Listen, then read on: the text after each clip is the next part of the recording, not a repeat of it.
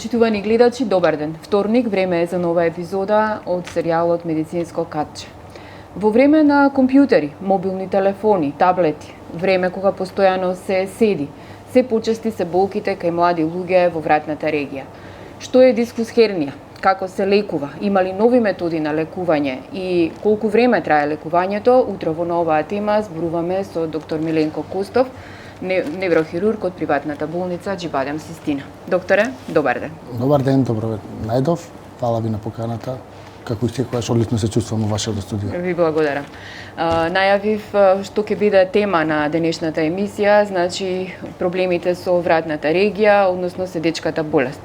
90% од младите се почесто работат на компјутер, во текот на денот долго време се поминува на мобилен телефон или таблет, се информираме преку електронските медиуми, меѓутоа тоа си го зема данокот. Ајде најпрво да им објасниме на гледачите што е дискус хернија и кога се појавува и дали е намалена границата кај луѓе, бидејќи порано беше болест на постарата, повозрасната генерација. Така.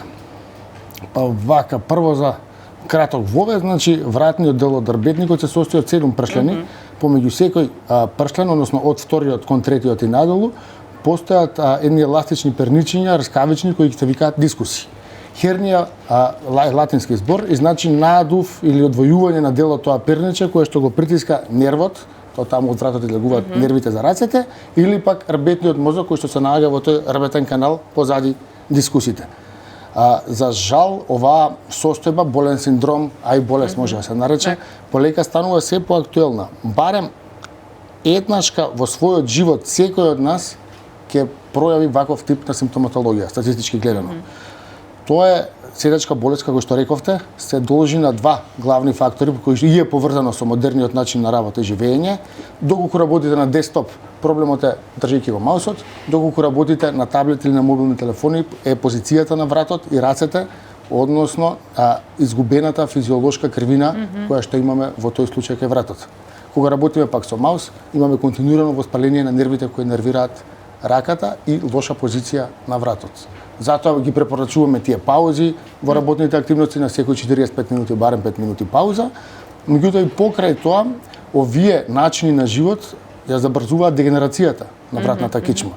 Со забрзување на дегенерацијата, први дегенерираат дискусите и возможно е да се појави состојба во која што дел од дискусот е излезен од своето лежиште и притиска или имате на нервот на раката, кој што оди кон раката, или пак во полоша варијанта и на самиот рбетен мозок. Многу често спондилозата се поистоветува со дискус хернија. Ајде за гледачиве да објасниме која е разликата и како се лекува едното, како се лекува другото. Спондилоза е типична дегенеративна болест, односно старење на вратната кичма. Спондилозата е, зборуваме кај помладиве. Почеста, бидејќи со оваа позиција на седење се забрзува процесот на старење, додека пак дискус хернија е само доколку дел од тој дискус излезе од своето лежиште помеѓу двата прстена и притисне некоја нервна структура. Дискус хернијата, за разлика од спондилозата, е прогресивно и дегенеративно, а дискус хернијата во ретки случаи може да биде и травматска состојба. При некоја сообраќајка, нагло извртување, поместување на пршлените на вратната кичма и може да биде акутна нагла состојба. И тоа е една од неколкуте варијанти во кои што треба некогаш хитно да се реагира хируршки. Така. Околу возрастната граница, има ли некоја возрастна граница кога се појавува дискус хернија и дали се третираат на ист начин сите пациенти? Вака, најголем број од вратните, цервикалните дискус хернии всушност подразбираат промена на начинот на живот делумно на човекот кој што го има пациентот во овој случај. Тоа подразбира повеќе спортски активности, повеќе штедење и внимавање на своето здравје, а самата граница е за жал поместена, беше порано некаде помеѓу 5-та и 6-та деценија, сега веќе во 4-та и 5-та деценија, за жал во кај што е пикот на работната способност на секој од нас, да станува секојдневие и да намалува работната способност и бројот на сати кои што едноставно можете да ги поминете во работна активност. Најмладиот пациент кој што е диагностицирана дискус хернија и која била причината, дали можеме нели во еден пакет да ги ставиме само седечките болести или постои некоја друга причина поради која постојат и други причини, тоа може да се стави како спортска повреда, може да се стави како сообраќајна незгода. Тоа се млади пациенти кои што се и во втора и во трета децении од животот, додека пак во возраста е неограничена, може да се појави во било кое време во текот на животот, за да некаде во крајот на 7-та, 8-та деценија тие дискуси веќе природно дегенерираат, да инциденцията на појава на дискус хернија кај тие возрастни луѓе значително опадне. Тогаш имате други болести на кои што треба внимавате. Вратната кичма. Кои се симптомите? Еве, како почнува болеста? Како да препознаат дека треба да одат на лекар? Ги делиме во две групи. Едната е се вика тоа радикуларен синдром, односно кога болката е дискус хернијата оди во една страна, латерализира и го притиска најчесто нервот на десната рака одесно. Повеќето од нас деснораки, да. Тогаш е притиснат некој од нервите кои што ја инервираат десната рака и тоа се болки во рамото, трнење, вкочането некогаш на прстите, паѓање на работи кои што фината моторика се губи. И многу често знае мускулатурата на дланката, на шаката да пропаѓа и да слабее.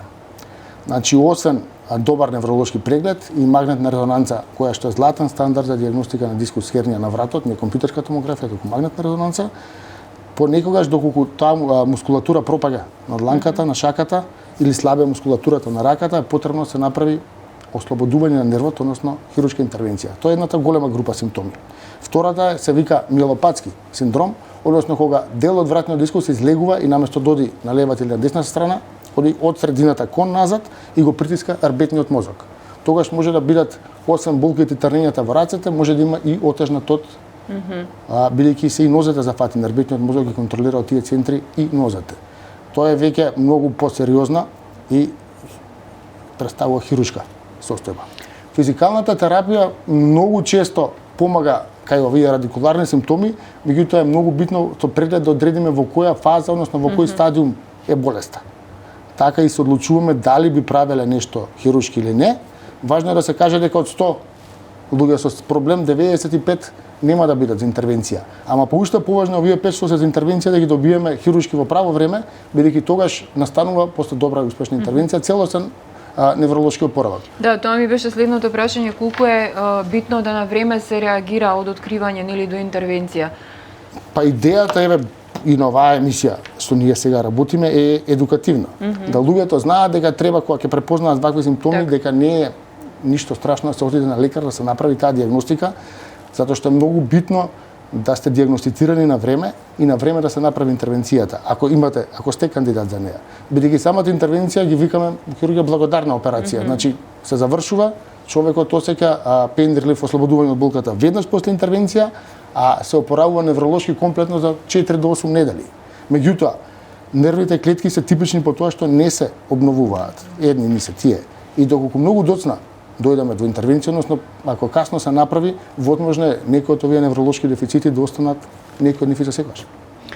Ајде малку за пакетот кој што го имате сега во моментот, што се однесува токму на оваа болест, а потоа ќе позборуваме и за самиот тек на операцијата и периодот на опоравување. Ние во Аџибадем Цистина сме свесни дека постојат многу голем број на пациенти кои што доцна доаѓаат за оперативно лекување. И нашата поента е да ги добиеме сите оние кои се сомневаат дека имаат слична состојба, да ги прегледаме, да ги видиме и најголем дел од нив, како што реков, ќе завршат на физикална терапија. За оние кои што треба да се оперираат, имаме болнички пакет кој што подразбира прием, лекување, операција, вградување на импланти, физикална терапија.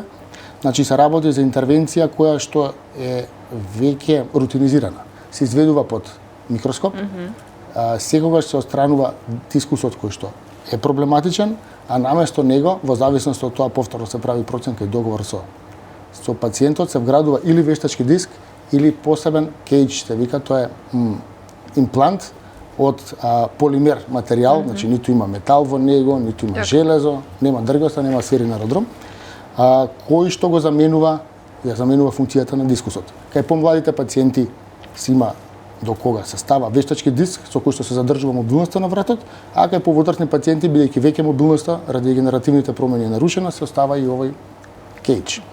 Интервенцијата не трае долго, се прави со минимален дрес, немате лузна, се работи напред на вратот, лузните се невидливи, а бенефитот е инстантен.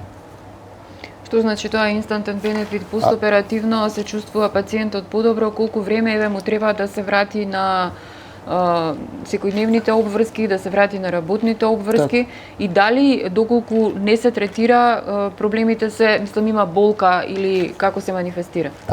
Идејата е, ако нервот е се уште во добра функција, односно ако е индикацијата или пациентот дошол на време или индикацијата е правилно поставена, тогаш веднаш после операција ќе почувствуваат начин на ослободување од болките и од болниот синдром во раката и во рамото. Доколку има проблем со миелопатија, односно со притисок на рбетниот мозок, кратко после интервенцијата одот ќе биде подобрен. Потоа го предаваме во раце на нашите физијатри и физиотерапевти, каде што со добра физикална терапија кој пациент кој што е навремено дијагностициран, добиваме целосно оправување и враќање на секојдневните активности од 4 до 8 недели. Сме имале спортисти кои се оперирани, се враќаат кон играње на спортот кој што сме имале професионални водачи, патуваат понатаму, се движат. Имаме луѓе кои што работат на компјутер, продолжуваат со својата работа, меѓутоа веќе едуцирани како да внимаваат на своето здравје. Интервенцијата е до сега сме немале никаков проблем, максимално безбедна. Трае околу 1,5 час. Секој оперативното неколку дена, постоперативно се лежи во болница околу 3 дена. Секој си ја знае по протокол својата функција во целиот процес, така да збориме за една создадено движење на патека за движење на пациентот, која што на крај добиваме успешно лекување и задоволен болен. Така.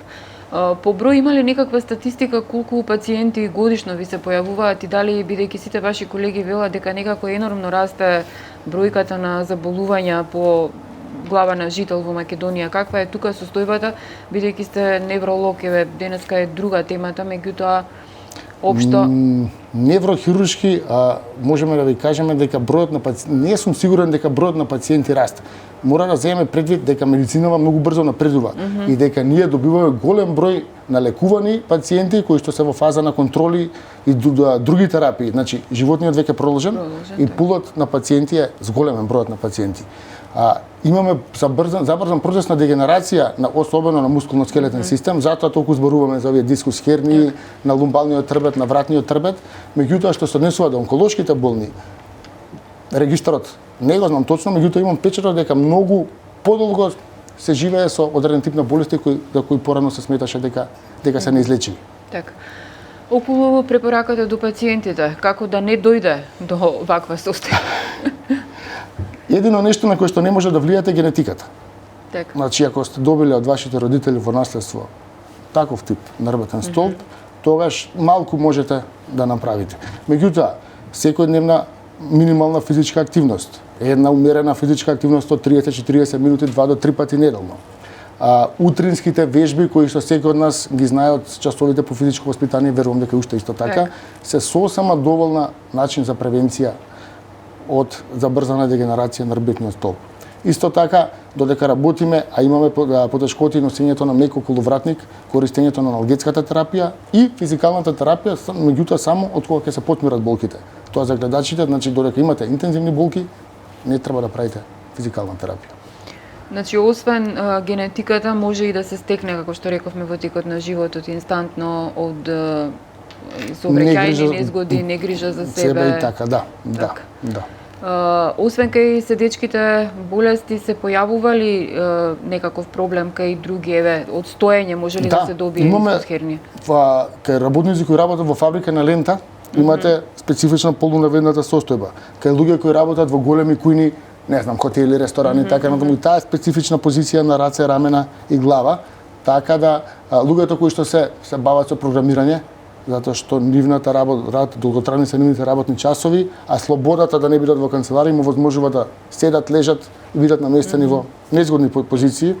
Така да сето тоа се големи групи на потенцијални пациенти кои што може да со пауза, со внимавање, со вежбање, со минимално залагање да го одложат појавувањето на проблемот. Ако имате генетиката, проблемот на крајот ќе се појави, меѓутоа идејата е да се појави што подоцна во животот и со што помал интензитет. Дали интервенцијата се повторува? Нели, сме направиле една интервенција, сме го отстраниле дискусот, што после можно ли е после известно време? Тоа е супер прашање, затоа што доколку продолжиме да се со истиот лајфстайл како што сме живееле и не донесло до оваа интервенција, се појавува, на англиски се вика adjustment level disease, односно болест на соседното ниво. Така да често може да страда и соседното над или под нивото каде што е оперирано, Така да понекогаш во ретки случаеви има потреба од дополнителна интервенција, меѓутоа не на истото место, него на едно ниво на вратниот рбет погоре или подолу. Меѓутоа тоа е многу ретко, бидејќи најчесто луѓето се, да кажам, условно опаметуваат и почнуваат да се грижат за себе, пошто сепак тоа неврохируршки зафат. Неколку пати споменавме дека е болест, меѓутоа колку е таа животно загрозувачка и дали пациентите кои што доаѓаат не на време, односно не се јавуваат на време кај невролог, може да завршат и фатално. Има ли таков случај? Или се живее едноставно со ова? Вака, за да се јавите кај неврохирург, треба да се исполнуваат одредени услови кои што ги спомнавме на почеток. Меѓутоа, доколку дискус хернија се занемари, возможно да се појави компресивен синдром, притисок на вратните рбетни артерии, вертебралните рбетни артерии, кои што може да донесе до намалена циркулација и искранетост на мозокот. Може да направи чувство на вртоглавица, нерамнотежа, самиот мозок да биде послабо искранет, да се забрза и неговата дегенерација.